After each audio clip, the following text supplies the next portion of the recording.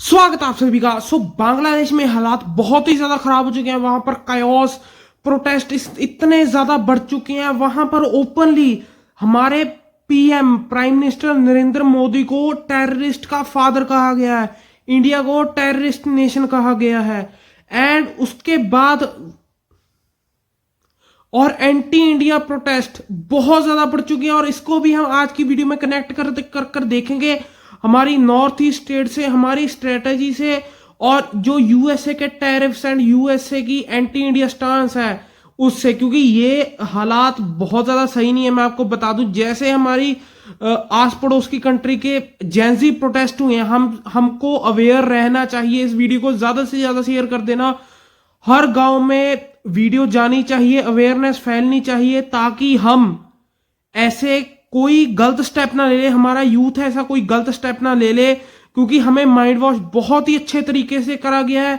जो foreign YouTubers बनाकर video बनाकर डाल देते हैं, बाद में चुप हो जाते हैं जब इंडिया की बात करनी होती है। एंटी इंडिया स्टेटमेंट हमारे, इवन तो मैं क्या कहूं, इतनी हमारी गंदी पॉलिटिक्स है। हमारे ओपोजिशन के leader honourable Rahul Gandhi ji Germany में जाकर हमारी जो करंट एडमिनिस्ट्रेशन है उसकी जो जीएसटी पॉलिसी उसको गलत ठहरा रही है। मैं ये नहीं कह रहा, मैं यहां पर पॉलिटिक्स नहीं ऐड कर रहा, बट मैं यहां पर कह रहा हूं इंडिया की इमेज को वो हिट कर रहे हैं। अगर ऐसी बातें कर रही हैं तो पार्लियामेंट है, बाहर अगर आप किसी देश पर दौरे में जाते हो, वहां पर इंडिया की इमेज को अच्छा करना होता है। वीडियो शुरू करने से पहले मैं आपको वीडियोस दिखाना चाहता हूं जो हमारे प्राइम मिनिस्टर के विरुद्ध नारे लगे हैं, कश्मीर की आजादी के लिए नारे लगे हैं। ये है वीडियो, मैं आपको इसको एक्सप्लेन भी कर दूंगा बाद में, बट इसको आप ध्यान से सुनकर देखना।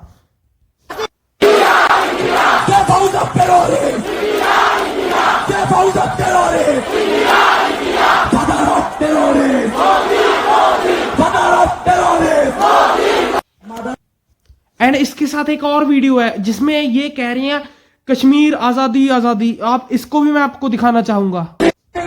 आजादी, कश्मीर आजादी, कश्मीर आजादी, कश्मीर आजादी, कश्मीर आजादी, कश्मीर आजादी, दिल्ली पहने आजादी, दिल्ली पहने आजादी, अफ्रीका पे आजादी। इसी बीच मेरे से आपका सवाल है एक, आप मुझे as an Indian, as a brother, आपका मैं सवाल पूछ रहा हूं, मुझे कमेंट सेक्शन में बताना कि ऐसी क्या पॉलिटिक्स है, ऐसी क्या हमें गद्दी चाहिए, क्या सत्ता का लालच है कि जब देश की बात होती है, नेशनल सिक्योरिटी की बात होती है, क्यों हम यूनाइटेड नहीं होते, क्यों हम एग्रेसिवली स्टेटमेंट नहीं देते, चाहे करंट गवर्नमेंट है, चाहे हमारी ऑपोजिशन है।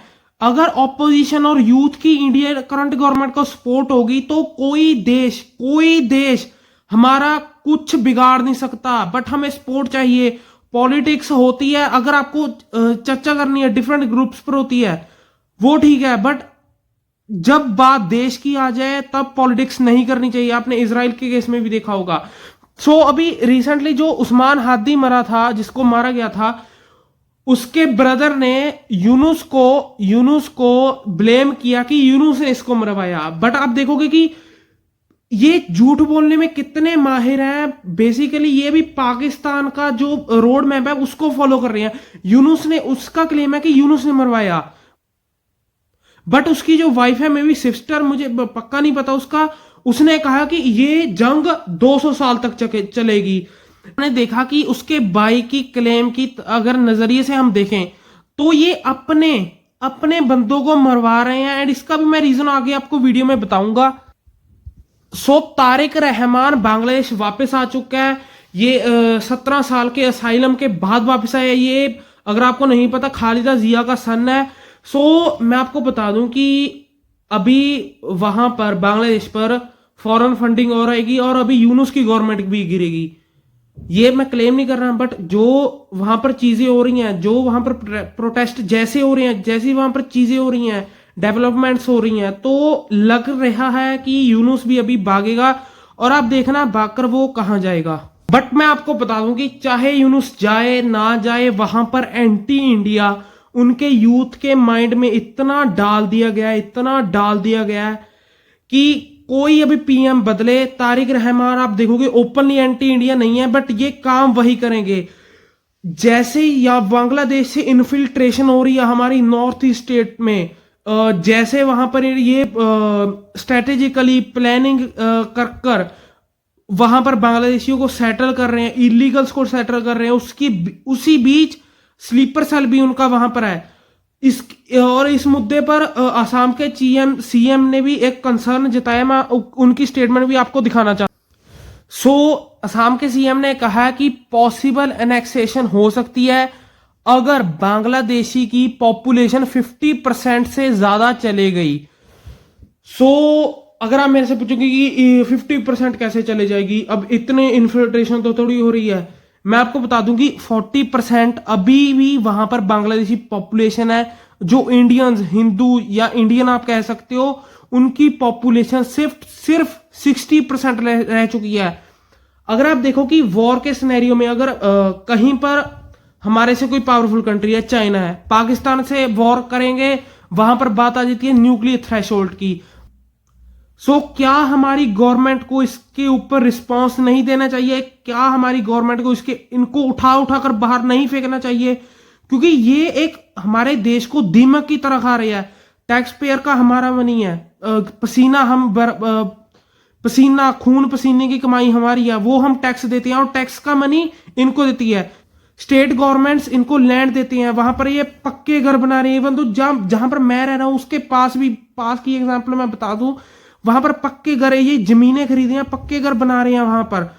क्या हमारी गवर्नमेंट को इनको जो दीमक की तरह हमारे देश को खोखला कर रहे हैं, क्या इनको उठाकर नहीं फेंकना चाहिए बाहर? भी ममता बनर्जी पर भी ब्लेम्स लग रहे हैं, उन पर एग्रेसिव स्टेटमेंट दी जा रही हैं। उन्होंने कहा Mamata Banerjee should go Bangladesh with her infiltrator and become prime minister of Bangladesh. ये बात काफी हद तक सही है, क्योंकि मैं आपको बताऊं कि जब वहां पर एसआईआर हो रहा है, मैं पॉलिटिकल नहीं भी जाना चाहता, जब वहां पर बंदों को उठाकर बांग्लादेशी खुद बाहर जा रहे हैं, वो उनके लिए प्रोटेस्ट कर रहे हैं, लेटर्स लिख रहे हैं कि बीजेपी गवर्नमेंट ऐसा कर रही है, करंट एडमिनिस्ट्रेशन ऐसा कर रही है। मैं यहां पर किसी पार्टी को सपोर्ट नहीं करता, कि जिस मर्जी को आप वोट डालो, मैं किसी पार्टी को सपोर्ट नहीं करता। मैं ये सबसे पहले क्लियर कर देना चाहता हूं। ये एक क्वेश्चनेबल स्टेटमेंट है कि क्यों ममता बनर्जी उनको सपोर्ट कर रही हैं। ऐसी क्या गद्दी चाहिए, ऐसी क्या पॉलिटिक्स करनी है? अगर आप प्रो इंडिया पॉलिटिक्स करोगे, आपको खुद को देश के यूथ की सपोर्ट होगी, तब आपको कोई नहीं हरा सकता।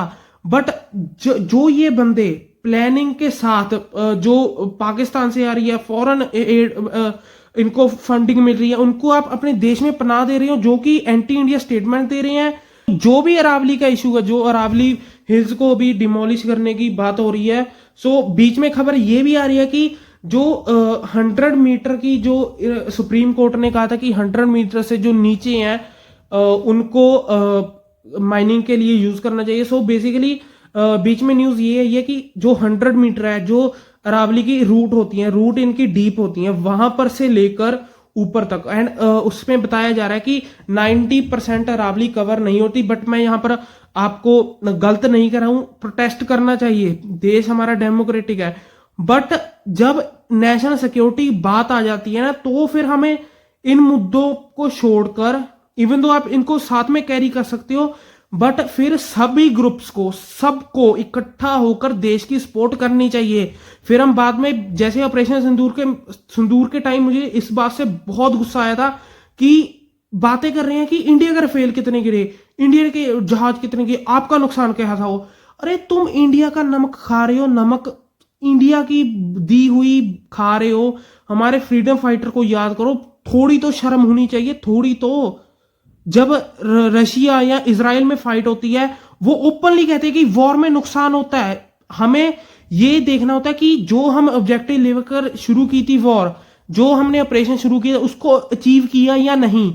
इसी वजह से हम पर फॉरेन नैरेटिव पक्का हो जाता है, क्योंकि हम खुद ही उस नैरेटिव को स्प्रेड करना शुरू कर देते हैं। हम क्यों नहीं जवाब देते कि हम जो गोल लेकर चले थे, हमने उसको अचीव कर लिया। अगर मान लो कोई राफेल गिर गया, यार पैसे हैं हमारे पास, हम और बनाने के और ले लेंगे। हम गरीब देश नहीं है, 4 ट्रिलियन की इकोनॉमी है, हम 4th नंबर पर आते हैं और ले लेंगे। हमारे पायलट सेफ हैं, वो सबसे बड़ी बात है। एंड मैं इसी बीच बांग्लादेश की आपको थोड़ी सी ना लिंक करके बताना चाहता हूं कि 1971 में शेख मुजीबुर रहमान के शेख मुजीबुर रहमान को पाकिस्तानी आर्मी ने जेल में डाल दिया था, पुलिस ने जेल में डाल दिया था। अब आप देखोगे वो चीज कनेक्ट होती मिल रही है। मुजीबुर रहमान, शेख मुजीबुर रहमान के घर जलाए जा रहे हैं। चलो शेख हसीना को तो चलो आप छोड़ दो, वो उसकी बेटी है, बट जिस कंट्री को आजाद जिस बंदे ने कराया, इतना सेक्रीफाइस दिया, 2 बार जेल जा चुका है, और पाकिस्तानी आर्मी का तो आपको पता है वो टॉर्चर करने से पहले और बंदा मारने से पहले ज्यादा सोचते नहीं है। सो उस कंट्री, जो आपका फादर है, फादर ऑफ नेशन, इसको बुलाया जा रहा है पाकिस्तान में, ठीक है, शेख मुजीबुर रहमान को। बहुत रिस्पेक्ट है इस बंदे के प्रति, क्योंकि अगर आप देखो इसने बहुत ही सेक्रीफाइस किया बांग्लादेश को आजाद कराने के लिए। इसने ही मांग उठाई थी। इंडियन आर्मी बाद में आई, बट ग्राउंड पे पहले काम ये बंदा कर रहा था। एंड अगर आप इसको अपने से कनेक्ट करो, क्या हम भगत सिंह, महात्मा गांधी या सुभाष चंद्र बोस या किसी और जो फ्रीडम फाइटर आता है, कोई भी फ्रीडम फाइटर चाहे आपकी स्टेट से है, सॉरी अगर मैं नाम लेना भूल चुका हूं उनका, बट मैं आपको मोटी मोटी एग्जांपल बताता हूं। अगर हमारे यूथ उसको उनके पुतले साड़ने शुरू कर दे कि इसने हमारी कंट्री डिस्ट्रॉय करती, इसने ये कर दिया, इसने ये कर दिया, जिसने हमें आजादी दी, सो वहां पर तो हम शक करेंगे कि ये यूके से आए हैं बंदे, ये ईस्ट इंडिया कंपनी के बंदे हैं। तो सेम ये अभी बांग्लादेश में हो।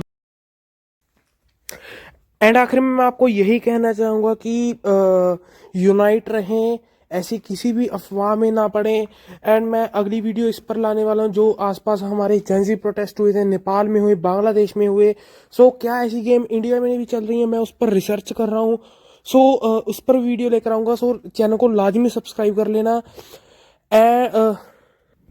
एंड हमें हमारी गवर्नमेंट से ऐसे सवाल नहीं पूछने चाहिए जैसे हमने ऑपरेशन सिंदूर में कहा था कि कितने रफेल गिरे।